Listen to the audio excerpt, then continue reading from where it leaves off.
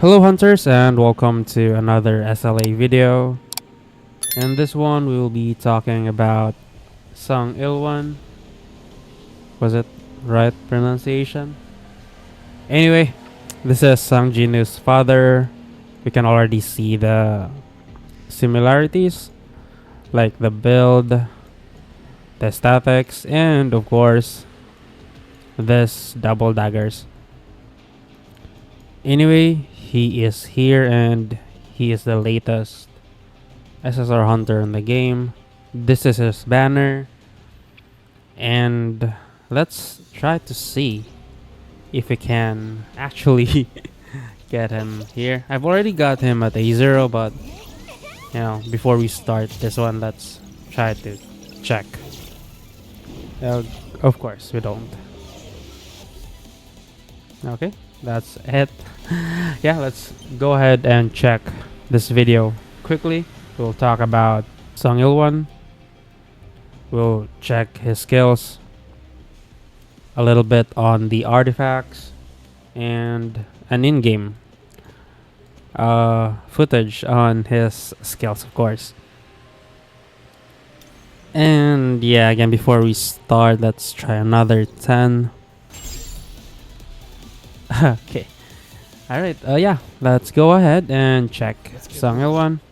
Okay, so this is his stance, or let's say idle animation when you try to click on him. Let's see the skill. So let's start with the basic attack. Damn. I've already used him earlier, but yeah, I really like the color, the smoothness of his basic attacks. Not just the basic attacks, but all of his skills. It seems like I'm just biased in any purple effects. Anyway, his basic attack is the Sword of Punishment. It's your basic attack 1, 2, 3, and also deals elemental damage. Core attack after charging your core gauge also deals dark damage. Then his first skill, Phantom Slash. You can use this, I think, 3 times. Yeah, of course, 3 times. You can see 3 stages. So every time you see this like link icon, that means any skill can be tapped more than once. Then, as you can see here, the damage goes up every time you click on it. It still deals dark damage. This one is the Wrath of Condemnation. Kinda similar to one of Sang Jinu's skills, where like the fist one. Yeah, I think it was a fire. Not really sure, but yeah, you know what I mean. This one deals, yeah, also a lot of damage, plus dark damage. You can hold this for more damage as well, as you can see this down icon here. Yeah, similar to his second skill. This is the support skill when you're using Sang Jinu. Not that really helpful for Sang Jinu himself. Now for the QTE, Dark Finale. Kinda like this one, the first skill, but with more style. Same triggers as the others. Extreme Evasion, Core Attack, Ultimate Skill, or when inflicting stun and bind effects. Or just by using this, Shadow Skill. Lastly is the ultimate Apocalyptic Might, which looks very sick, by the way. I like the animation on his eyes, like he's ready to, murder anyone. Alright, now moving on to his advancements. We'll try to make this quick. So on A0, he already does a lot. For example, his skill 1, every time you use it, or his skill 1 and skill 2, every time you use it, it increases his basic skill damage by 5%. ultimate skill damage by 25%, and it stacks up to 7 times. You can use his basic skill 1 3 times, his basic skill 2 1 time, so that's 4 stacks already. And another one of its passive, every time you use skill 1, it increases the damage of your skill 2. So ideally, you'd like to use skill 1 first, then skill 2 after. And before I forget, Sung Il-Hwan's MP recovery is different. He actually doesn't recover MP by using basic attack and core attack.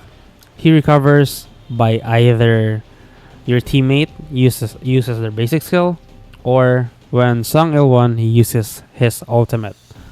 So bear that in mind. And that is when you're still at A0. That changes everything when you're at A1.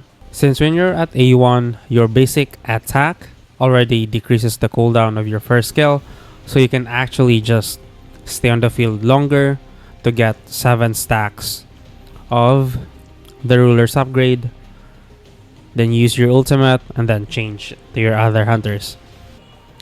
And also on his A1, there's also another 2 buffs added, which is the mark and suppressed. So to say it simply, when you hit your QTE or ultimate, the enemies are marked, and when you break them, they'll get suppressed. So basically, this is just additional damage for Sung Il-Hwan. Then on A2, additional dark damage. And then on A3, this mentions that the number of attacks for Phantom Slash and Wrath of Condemnation is doubled. So I'm not sure if this means my first skill gets 6 times, 2 times for my second skill, and I can also use twice on my ult. Not sure, I still haven't upgraded my Sung Il-Hwan. Let me know in the comments if that is correct. And if that's correct, that's so OP. You can already max out the ruler's passive by just 1 rotation. But I'm not sure about that. Then lastly, if there's an enemy within the 5 meter when the user uses Sky Piercer, the user instantly attacks. So after using the core attack, Sung Il-Hwan goes for another, I don't know, basic attack, maybe. Then for the A4, additional damage for every dark team members, so a max of 30%.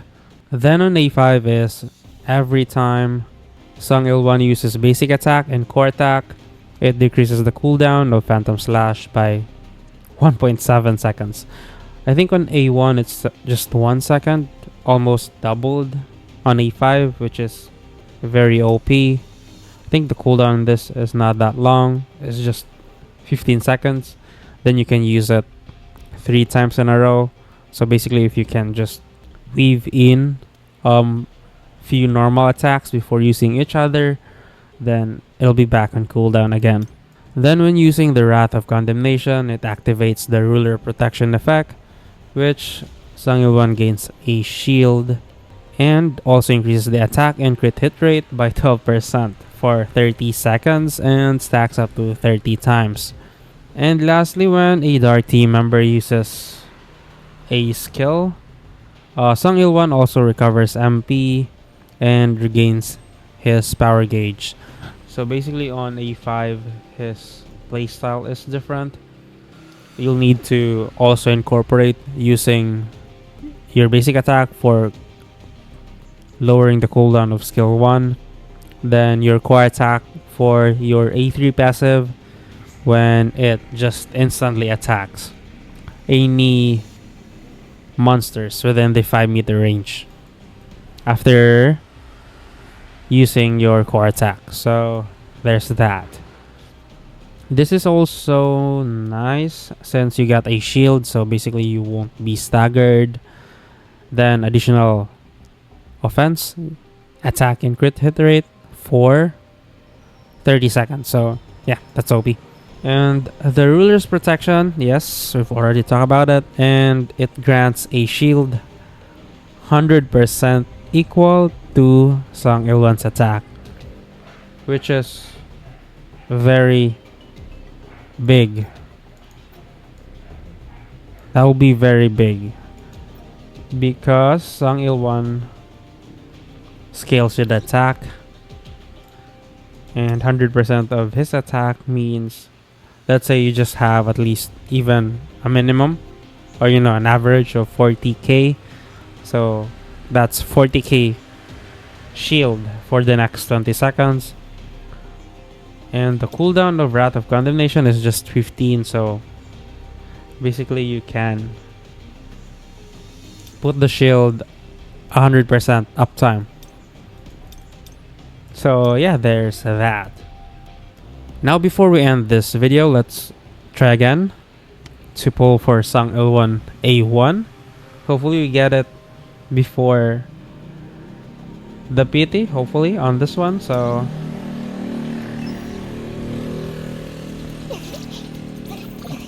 wish me luck. Okay, there was no... Okay, at least there's a red indicator. Dang. Still none. Alright, thank you so much for watching, Hunters. And we still have one crater mission left. So yeah, I'll see you on that video. And hopefully we'll get Sang Il-Hwan and not lose on the 50-50. Alright, thanks for watching. Bye.